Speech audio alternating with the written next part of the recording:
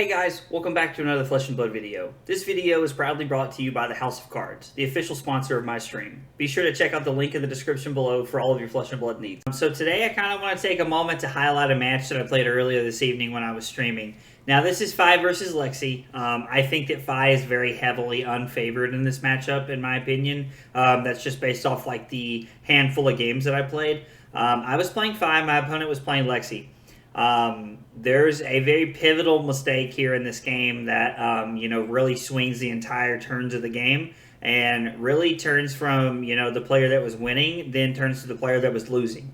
And I really want to take this moment to kind of highlight what it looks like when you play a good game all the way through, and then all of a sudden at the end you make an important mistake, and then the game's over. So anyway, it's a short match. It's only about 15 minutes, but I think it highlights that aspect of what making one wrong decision how it can really swing the tempo of the game. So thanks for stopping by, guys. I hope you enjoy the video.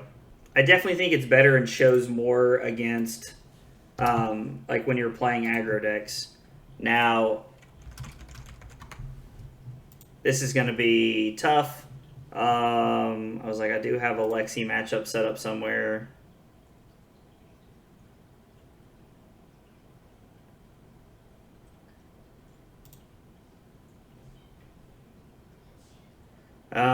I think I want to go first. I think I want to have an arsenal here. Yeah. Like, I think, like, this is not a good matchup for me. But...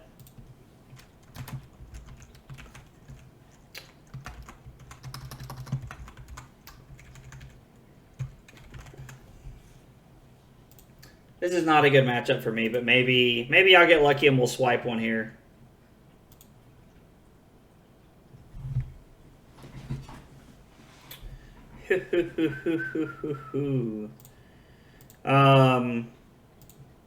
So we're gonna go get a blue here. We're gonna arsenal the red Belittle. The red Belittle will hopefully help us play through their turns a little bit.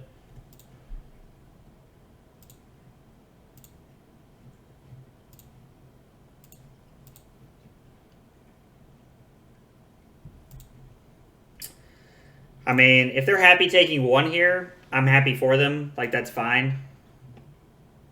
What is their hand? Their hand must be, like, stacked. If they're just, like, taking all of that there.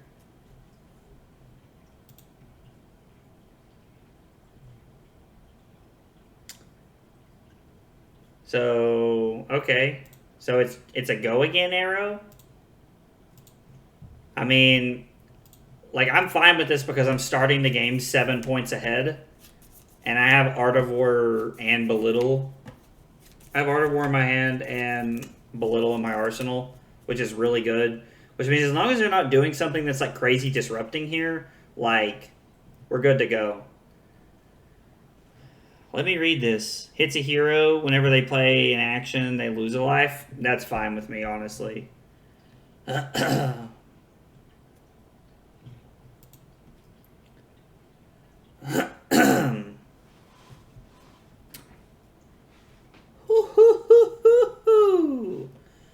Man, this is going to be a good turn for them. I assume my opponent gave this go again. We're going to have pretty good makeup turn here. Man, wasn't nearly as bad as I thought it was. And it says whenever they take an action, right? They play an action card. So I don't even lose a card off of Art of War.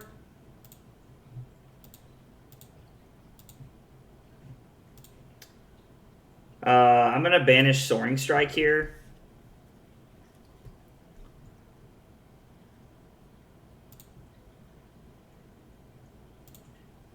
I could pitch Blaze Headlong. No, it's got to be better to pitch the Enlightened Strike. I was like, I have to keep the Ronin Renegade, one because it's a chain, it starts the chain for me, and two because like I have to have it to reveal off of Belittle.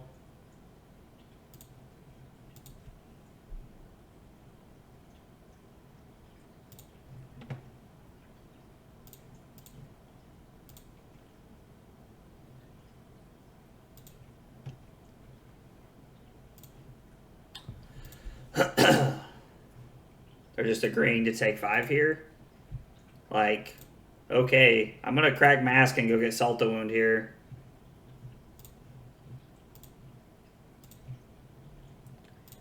And Phoenix Flame will be for 2 here.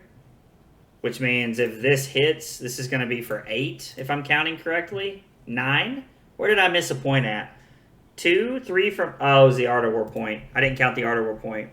Alright, I'm up 15 points. Like, I should be in somewhat decent shape to, like, kind of hang out a little bit here. As long as they don't give us another Frostbite, I'm fine. But they're probably just going to play the Ice Quake here.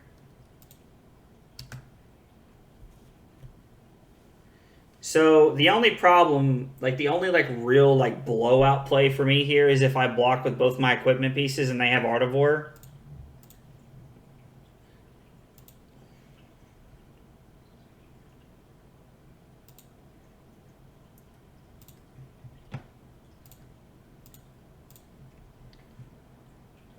We'll reveal this. Go get a blue, which is nice because we're going to shuffle up our deck a little bit, which means we're not going to be in the situation of drawing 2 E-strikes. Now, I'm going to be honest, even if we did leave it that way, I don't think that's ever going to matter. I don't think we're ever going to get back to second cycle in this matchup, so...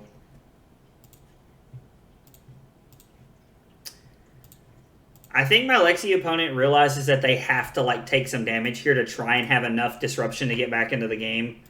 Now, I don't know. When I draw 2 blues, I just don't think it matters. And they're not playing Shock Charmers. So it's not like I'm in like super danger of like them...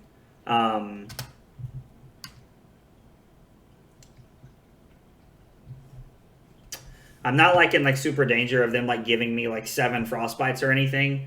Now, if you're a I have to say, if you are a 5 player and you end up in a situation where you are, where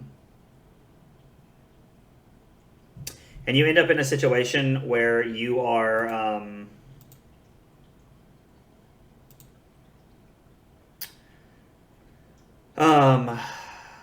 what's the word I'm looking for here? When you're playing against Shock Charmers, then it is a little dangerous because you can get a whole bunch of Frostbites.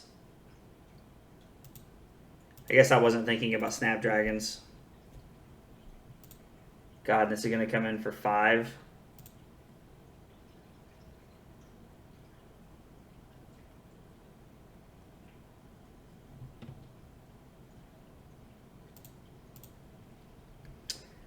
I sadly think this is my best play.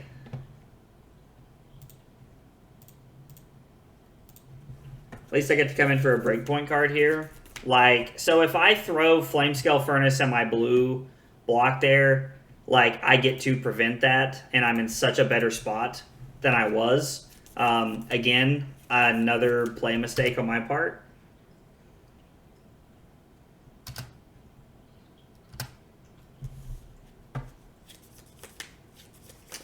Now, the good news is that I can block with Lava Burst and Mounting Anger here for 5 and still have a pretty sufficient turn because I can go Snatch. What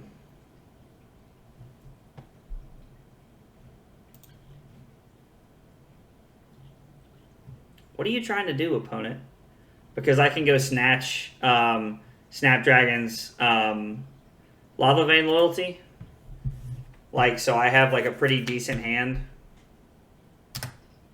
Oh, you wanted to play Rain Razors as a response?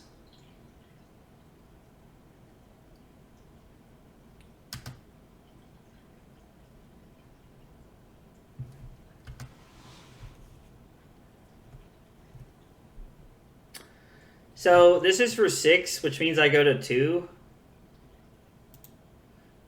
I mean, if they drew another Rain Razors, I'm just dead here, but like I don't think I can ever play around that.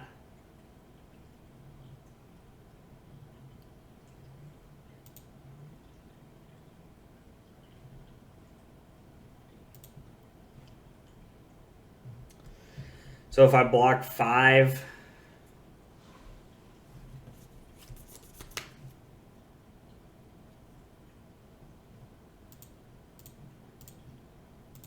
I'm forced to block 8 here. Man, like, again, my, like, I can't remember what it was exactly right now sitting here. It was me not blocking the Endless Arrow. So me not blocking the Endless Arrow has honestly, like, cost me this game. Like, it has put me in such a bad spot. Like, because I couldn't take the second Endless Arrow, so there was nothing I could do there. So, like, if I had just blocked the Endless Arrow, I would be in such a better spot right now, because they never would have reloaded, and then they never would have used Bullseye's Bracers to hit me again. Like, small play mistake like that, just by not taking a second and thinking about it, has honestly put me in, like, a terrible situation. They pitch Icequake. Oh, gosh. I was like, you have to play this before you try to, like, activate Voltaire, because you only have one arsenal spot because New Horizons is gone. Or is it New Horizon? Yeah, New Horizon is gone. So they can't play Rain Razors under 3 of a kind. Yeah, so I think that's why he backed up and was, like, trying to do it again. He, like, undid his turn and, like, tried to do it again. I think he probably just misclicked and went too fast. Like, I don't know. Like, sometimes my opponents take some stuff back, and I'm like, okay, that's a little shady, but, like, what is this going to be for 6?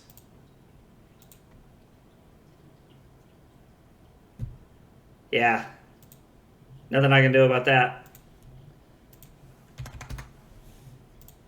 So, this is one of those games that I really wish I could have had back. Now, don't get me wrong. If I'm going to make a mistake like this, I would rather it be when I'm testing on Talishar, or, you know, when I'm, like, you know, play testing with the group, or, you know, with anybody, than at a ProQuest, at a Calling, you know, at a Battle Hardened, anything like that. Now, with that in mind, I was up 24-9. Now, my opponent had mostly a full grip going. I think they might have had a full grip going into the 24-9 turn. I'm up 15 points, and I'm in a very commanding position during that game, barring that their turn isn't just, like, crazy. Oh, excuse me. Their turn wasn't, like, insanely crazy or anything. It was a very fine turn. And then you fast forward a few turns, like another turn or two goes through, and then all of a sudden I have 4 cards. I have a 3-block, and I have a 1 piece on my Flamescale Furnace, and they send an Endless Arrow in with Go again. Endless Arrow hits me instead of me just blocking it, and then they're able to put in Bullseye's Bracers, or they're able to activate Bullseye Bracers and then come in for 5 with the Endless Arrow, which put me in a terrible spot, because then I had to block with everything except for 1 card. So instead of being able to shut down their turn by blocking with 1 3-block and an equipment, and then keeping a 3-card hand to really take the pressure, and just, like, really probably win the game. Like, not actually win the game, but have so much command of the game that, like, I just can't lose from there. Instead of doing that, I made a very bad decision, and it ended up costing me the game.